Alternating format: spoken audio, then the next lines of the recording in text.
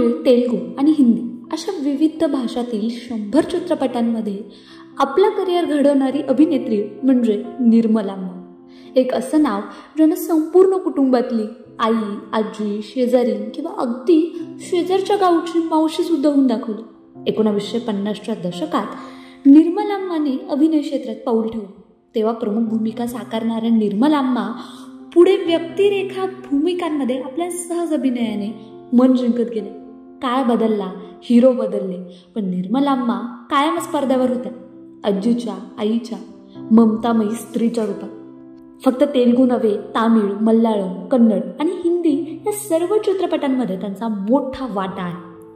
मणिरत्नम दिग्दर्शित थलपती चित्रपटात त्यांनी साकारलेली भूमिका आजही रसिकांच्या लक्षात आहे. रजनीकांत, विजयशांती यांच्यासोबत त्यांनी आपल्या अभिनयाचं सोनं केलं. चित्रपटसृष्टीतील प्रवासात त्यांना एक साथीदार मिळाला, त्यांचे प्रोडक्शन मॅनेजर. त्यांच्याशी त्यांनी विवाह केला. त्यांच्या स्वतःच्या संतान नव्हत्या, पण त्यांनी कविता नावाच्या एका मुलीला दत्तक घेतलं. अभिनय इतकं सुंदर आणि ममतेने भरलेलं त्यांचं व्यक्तिगत आयुष्य होतं. त्यांचा नातू विजय मंदाला यानेही एका चित्रपटात अभिनय केला. विजय शांतीसोबत संध्या रागमम या चित्रपटात त्यांनी भूमिका केली. चित्रपट यशस्वी ठरला, मात्र विजय अमेरिकेत वाढल्यामुळे त्याचा तेलुगू उच्चार योग्य नव्हता. त्यामुळे त्यानं पुढे सिनेमात काम केलं नाही.